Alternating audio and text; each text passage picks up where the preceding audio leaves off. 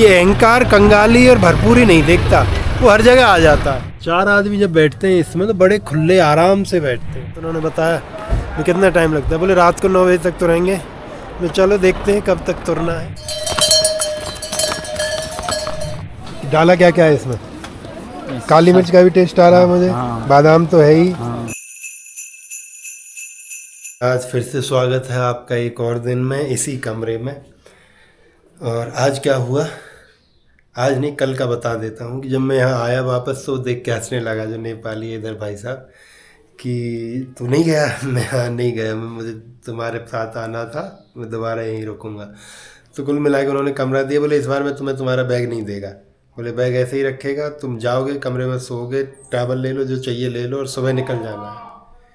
मैं ठीक है भाई, वैसा ही किया। तो अभी 8 बजे हैं, मैं नहा धो के सब तैयार हो चुका हूँ। ये रहा कमरा, वही छोटा बैग है अपने पास में नीला वाला, जैकेट है, ये उठाते हैं और यहाँ से निकलते हैं। बाकी बातें होंगी अब इसके बाद, क्योंकि आज किसी भी हालत में लेट नहीं होना है। कल की सीख से आज ये तय हुआ है कि 6:30 का अलार्म था, फिर भी करते करते मैं 7:30 जगा हूँ। उसके बाद कोई चारा नहीं था कि मेरा अब कुछ हो नहीं सकता है। मन ने फिर भी आज खींचा, लेकिन इतना नहीं कर पाए 12 बजा दे। फिर भी देखते हैं और कितना बदलती हैं चीज़ें। तो स्वागत है आपका आज हमारे उत्तराखंड यात्रा के दूसरे दिन में। और अब करते हैं शुरू। जा रहे हैं हम हेमकुंड साहिब, उसके बाद उम्मीद पूरी है कि वैली ऑफ फ्लावर्स भी जाएं। चलिए। कल कैसे बाज़ार पूरा भरा हुआ था और अभी पूरा खाली है। मैंने सुबह का नाश्ता ले लिया है।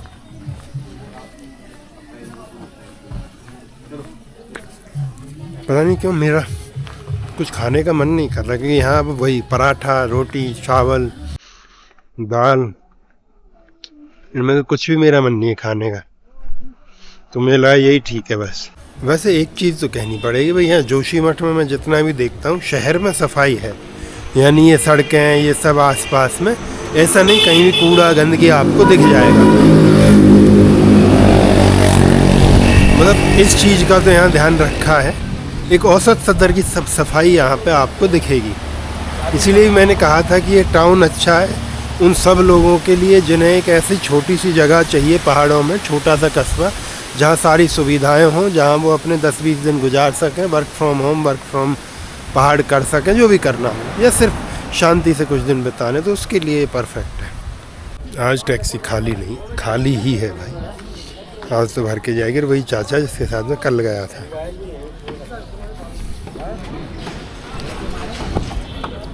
गोविंद घाट आज खाली है। अभी गई है क्या?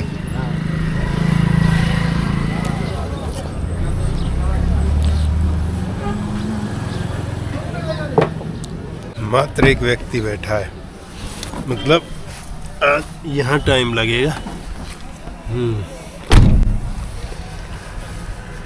कल तो ऐसा हुआ था, मैं आया और आते ही गाड़ी खड़ी थी ऑलमोस्ट भरी हुई, हम बैठे और निकल पड़े। पौने घंटे में पहुंच गए, क्योंकि ये तो है कि आज बेस पे तो पहुंच जाऊंगा घांगरिया। दिमाग में तो ये चल रहा था कल की नहीं सीधा चढ़ते हैं हेमकुंड साहिब, बट हेमकुंड साहिब के लिए बहुत 12 बजे के बाद शायद वो जाने नहीं देते हैं ऊपर, तो बहुत अर्ली लोग निकलते हैं वहाँ से कि बोले सुबह 7 बजे पहुँचते हैं, फिर 12 बजे शायद वापस आते हैं, कुछ ऐसा है। जो भी हो, भविष्य की ज़्यादा चिंता नहीं करते, वर्तमान में रहते हैं। वर्तमान में रहना यही है कि इस टैक्सी में बैठ के बस यहीं रहे। देखते हैं कितना समय लगता है। ये पहाड़ी टैक्सी में अच्छा साइज इनका होता है, अच्छा खासा। ये देखोगे, मतलब ये बोलेरो है शायद, महिंद्रा की गाड़ी है। हाँ, तो इस सीट पे 4 बैठाते हैं बीच में, और वो 4 ऐसा नहीं है बहुत परेशान होके बैठते हों। आगे वाली पे भी ये 2 बैठाते हैं। यहाँ देखो, एक तो सीट है ही, दूसरा इन्होंने बीच में जुगाड़ बना रखा है, किसी की सीट होती है। और पीछे की देखो, तो पीछे 4 आदमी जब बैठते हैं इसमें तो बड़े खुले आराम से बैठते हैं। 6 भी बिठाएं तो बैठ जाएंगे, बट ये लोग 4 ही बैठाते हैं। वैसे अच्छी बात है, यानी इस गाड़ी में 4-4 के कॉम्बिनेशन में व्यक्ति परेशान नहीं होता, तो यार चलता है। हाँ, छोटा सा बना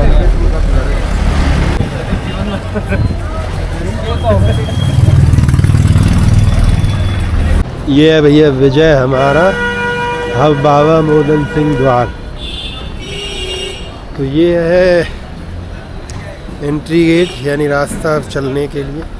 हल्की हल्की भूख भी लगी है, तो पहले तो सोचा कि यहीं कुछ खा लूँ, फिर दिमाग में आएगा नहीं गुरुद्वारा चलते हैं, वहाँ लंगर खा के हल्का सा और फिर ऊपर चलेंगे, क्योंकि सिंपल खाना होगा, वो मसाले वसाले नहीं होंगे।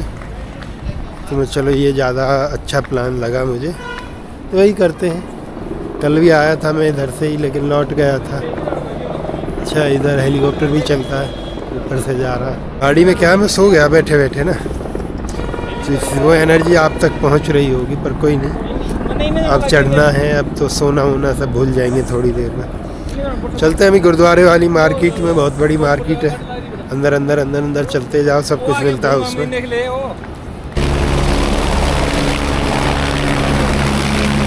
पवन हंस ही ऑपरेट कर रहा है यहाँ पे भी। पवन हंस जैसे बहुत लोगों को ना पता हो, बताऊँ मैं, सरकारी कंपनी है, माने PSU है, प्राइवेट सेक्टर यूनिट।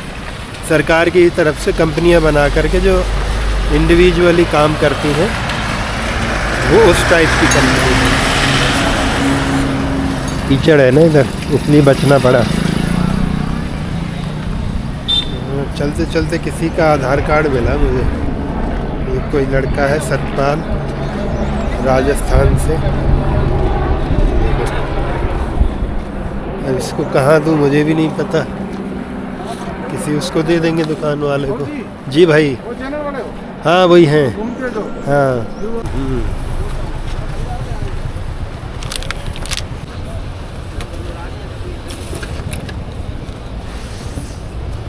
ये है भैया गुरुद्वारे का रास्ता।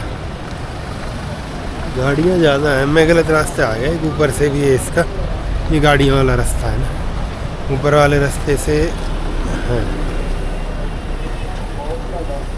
बच के निकल सकते हैं। तो भाई यही जगह थी कल जहाँ से हमें जाने नहीं दिया गया आगे, ये पुल और पीछे बैरिकेड, सही नहीं जाने दिया गया था। 2-2:30 बजे थे, उन्होंने कहा कि भाई ठीक नहीं है और नियम सख्त है कि 2 बजे के बाद अलाउड नहीं है। तो मैं ठीक है, कल वापस लौट गए।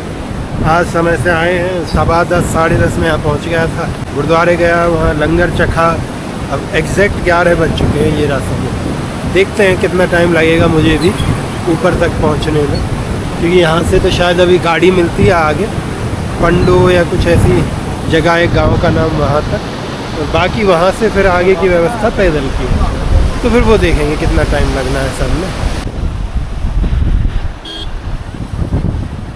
तो ये है दूसरा टैक्सी स्टैंड, जहाँ से गाड़ी जाएगी अगले 4 किलोमीटर। पर 4 किलोमीटर मत समझें, ये 4 किलोमीटर पूरी खड़ी चढ़ाई है ऊपर की।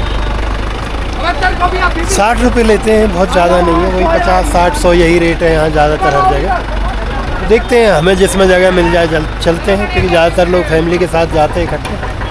जिसमें एक की जगह होगी वहाँ बैठ लेंगे, बहुत आसान है वैसे, एक के लिए तो जगह होगी।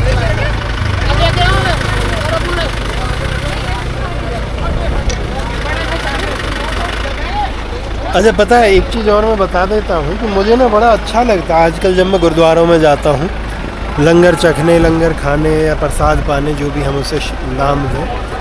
अच्छे के 2 कारण हैं। एक तो उन गुरु के द्वारा जिन्होंने ये व्यवस्था शुरू की, गुरु नानक देव जी, जब वो पूरी दुनिया भर में घूमे थे, भारत से तो बहुत दूर दूर तक गए वो, तो उन्होंने देखा था और उन्होंने फिर लोगों को बताया था कि कितना महत्वपूर्ण है किसी भूखे को भोजन कराना।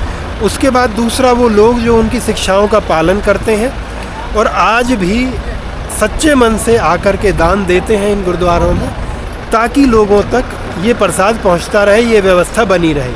तो इन दोनों के ही लिए मन से जो कहें कि दुआ निकलती है या कहें कि अच्छी भावनाएं निकलती हैं, वो बड़ा अच्छा लगता है। हाँ, कभी ऐसा था कि मैं अहंकारी था, मैं भंडारे में प्रसाद नहीं खाता था, गुरुद्वारे में नहीं खाता था कि मैं ये नहीं खाना है कि भाई हम अपना खा लेंगे।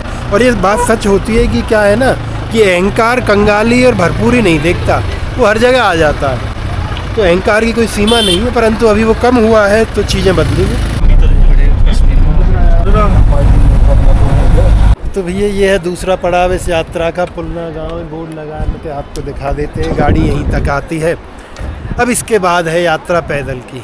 अभी सरदार जी थे पंजाब से, बोले मैं तो दूसरी बार आ रहा हूँ, तो उन्होंने बताया तो कितना टाइम लगता है, बोले रात को 9 बजे तक तो रहेंगे। तो चलो देखते हैं कब तक तुरना है, तो निकल तो पड़ेंगे।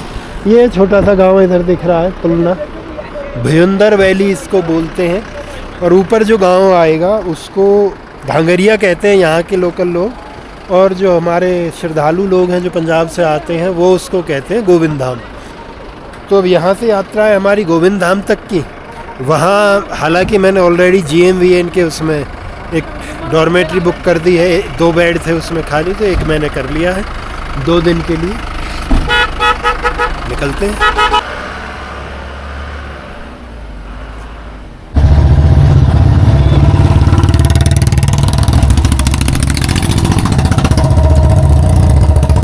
अभी गाड़ी से तो यहाँ पहुँच गए पुलना, और पुलना से अभी समय हुआ 11:36 का।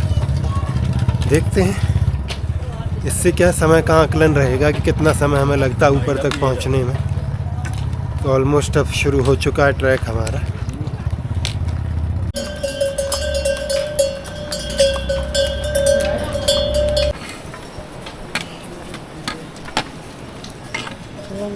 ब्लॉगर हो भाई? नहीं यार, अभी तो बनने की कोशिश कर रहा हूँ। बन गए होंगे जिस हिसाब से बना रहे हैं। नहीं, कहाँ से हो आप? मैं हरियाणा से। आईडी क्या है आपकी? आईडी है ट्रैवलर मोहित। ट्रैवलर मोहित जी, इंस्टाग्राम पे? हाँ, सब जगह सेम है। एक क्या है कि जब आप इस ट्रैक पे आते हो, चाहे ये है चाहे केदारनाथ का है, तो इन पे आपको कुछ भी खाने के सामान से लदने की आवश्यकता नहीं है, क्योंकि जगह जगह छोटी छोटी दुकानें, ढाबे, होटल सब कुछ है। यानी आपको खाने के लिए, पीने के लिए, स्नैक्स जो चाहिए वो सब मिल जाएगा। पानी हर जगह मिलता है, चाय हर जगह मिलती है। यानी हर 1 किलोमीटर, 400 मीटर, 500 मीटर पे कुछ ना कुछ है, तो उसकी आवश्यकता तो आपको नहीं पड़नी है। और चल रहे हैं यार, अभी समय तो मैंने भी नहीं देखा कितना हो चुका है। 11:30 निकले थे ना, अभी 12:30 हुए, 1 ही घंटा हुआ है अभी तो शुरू हुआ है, ये कह सकते हैं। बीच बीच में बारिश आ जाती है, अब थोड़ी सी तेज़ आ गई है। देखते हैं, अपना निकालने पड़ेंगे हथियार बारिश वाले। यार रेन कवर जो लेकर के मैं आया हूँ वो लो जी, पहन लिया हमने अपना कोट। अच्छा, मैं इसको पहनने की कोशिश कम इसलिए कर रहा था क्योंकि इसमें फिर पसीना आने लगता है, और पसीने आने के कारण बीमार हो सकते हैं। लेकिन अभी पहन लिया है क्योंकि बारिश है इतनी।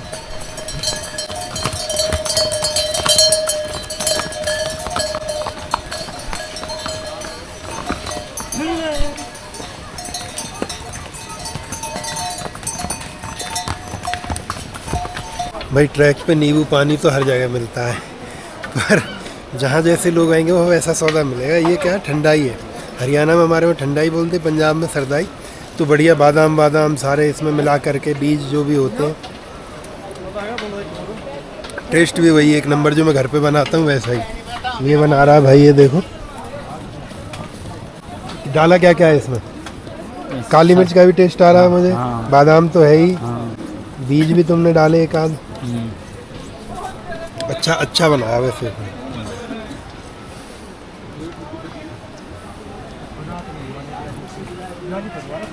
क्या है, डिहाइड्रेशन तो है ही, उससे बचने के लिए पानी तो पीना ही है। मैं ये हो जाए तो इससे तो बढ़िया ही क्या है। इसकी कीमत देसी लोग जानते हैं गांव में, 100 रुपये का दे रहा है गिलास, तो ठीक है। रास्ते में चलते चलते जो तीसरा पड़ाव आया है, ये है भयंदर वैली। घाटी है छोटी सी, यहाँ पे बहुत सारी दुकानें हैं, ढाबे, रुकने खाने पीने की जगहें, प्रसाधन यानी टॉयलेट, पानी पीने की व्यवस्था, सब कुछ है।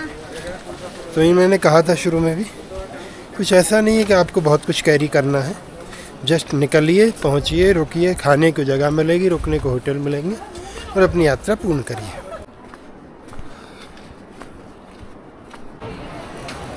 एक चीज़ जिसके बारे में मुझे ज़रूर बात करनी चाहिए, ये पीछे जो तंबू लगा है, ये हेमकुंड साहिब गुरुद्वारे की तरफ से सेवा का है। तो यहाँ जो लोग थके हुए हैं उनके लोग पैर दबा रहे हैं, सब सेवा है फ्री में। फर्स्ट एड की जगह है, यानी प्रॉपर वहाँ डॉक्टर बैठा है, दवाइयाँ हैं सारी, प्रसाद है, खाने पीने के लिए है।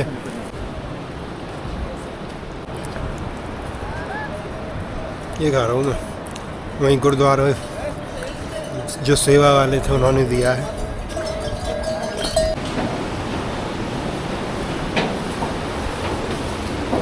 वो ठंडाई, ये बढ़िया चीज़ है भाई।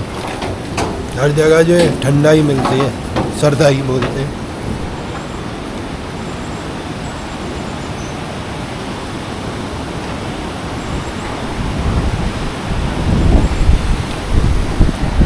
एक रास्ता नीचे से भी है, इसके दो हैं। ये शायद नया बना होगा, पुल बड़ा है। एक नीचे भी दिख रहा है, उधर दिखाता हूँ। वहाँ से भी लोग आते हैं, इधर से भी आते हैं। बढ़िया नदी है ये प्रॉपर। ये गोला खा रहा हूँ, दिया एक भाई ने 20 रुपये में। तो ठीक है, थोड़ी थोड़ी चीज़ें खाते रहना है क्योंकि एनर्जी बनी रहे। दूसरा रुक में रहा नहीं हूँ। एक जहाँ जैसे ठंडाई पी थी वहाँ रुका था 2-3 मिनट भर के लिए, 10-15 सेकंड इसके पास रुका हूँ। ऐसे 10-15 सेकंड एक जगह पानी पिया था वहाँ पे, उतना ही बस।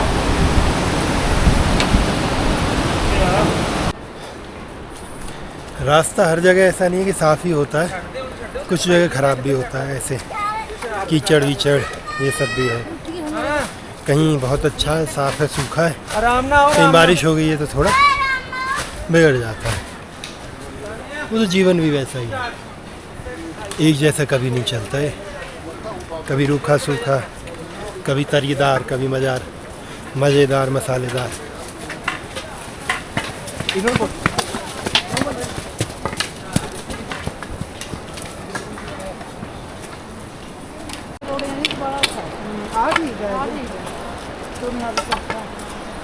धार्मिक यात्राओं में, ऐसी धार्मिक सफलों पे एक चीज़ और देखता हूँ। वो क्या है कि जगह जगह सफाई वाले झाड़ू लेके खड़े रहेंगे, पता नहीं सफाई करते भी हैं कि नहीं। और बढ़िया वो सीख लेते हैं ये मांगने के तरीके। अब जैसे यहाँ पे ज़्यादातर क्योंकि पंजाब से लोग आते हैं तो ये कहेंगे अरे वाहिगुरु जी आपकी मेहर करेंगे, आप पे दया करेंगे, ये करेंगे वो करेंगे, कुछ दे के जाइए, अच्छा से दे। क्यों दे के जाइए भाई? तुम नौकरी कर रहे हो, उसकी सफाई की, उसके तुम्हें पैसे मिल रहे होंगे, तो भीख क्यों मांगना है? ये भीख मांगने का नया तरीका है, पर ये कतई उचित नहीं है।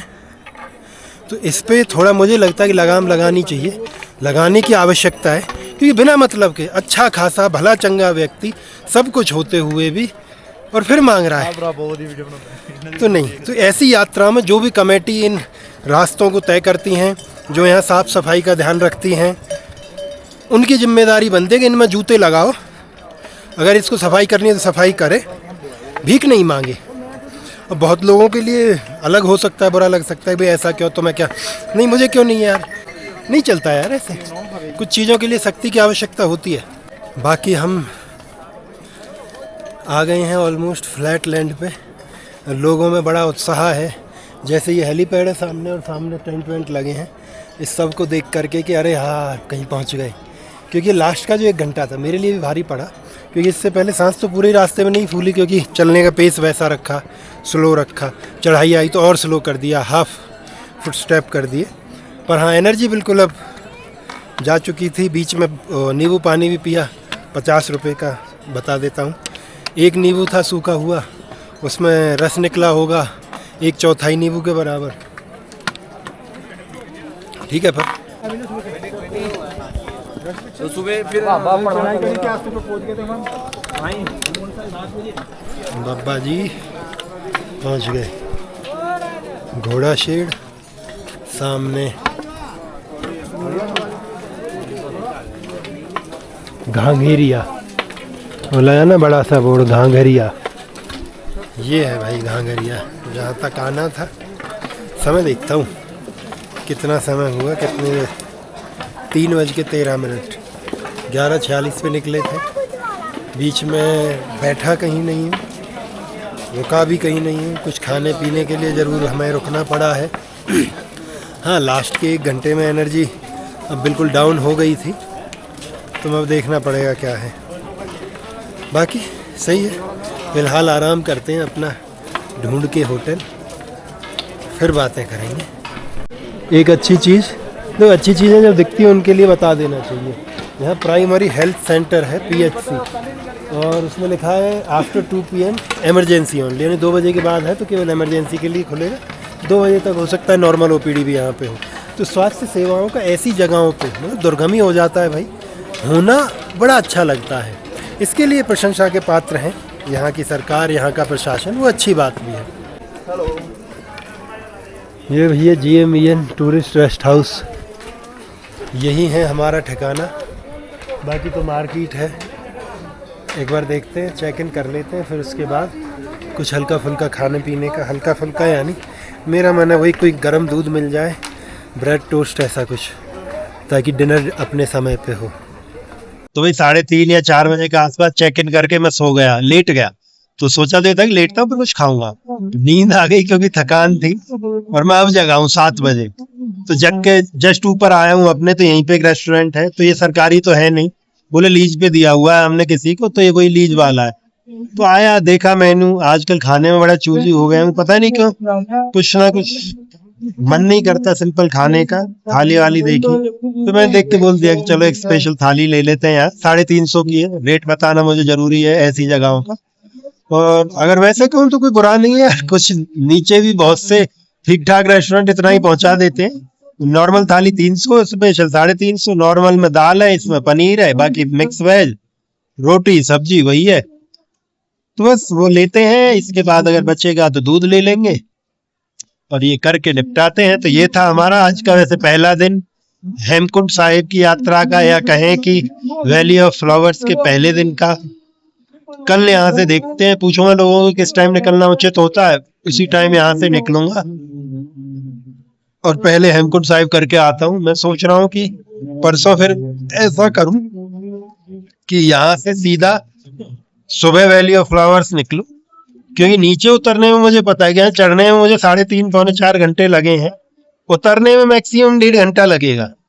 तो अगर वैली ऑफ फ्लावर्स से मैं टाइम से आ गया बिना थके, लंच तक, लंच करके सीधे नीचे और वापस से जोशीमठ, क्योंकि रुक तो यहाँ भी सकते हैं, महंगा भी नहीं है, इनकी जो डॉर्मेट्री है ठीक है, 500 रुपए का है। परंतु वही बात है, थोड़ी सी अव्यवस्था सी तो लगती है नहाने में, बाकी चीजों में। तो कल तय करेंगे, उसके बारे में अभी नहीं सोचते हैं। आज के लिए फिर इतना ही, चलिए मिलते हैं कल फिर एक और नए दिन में।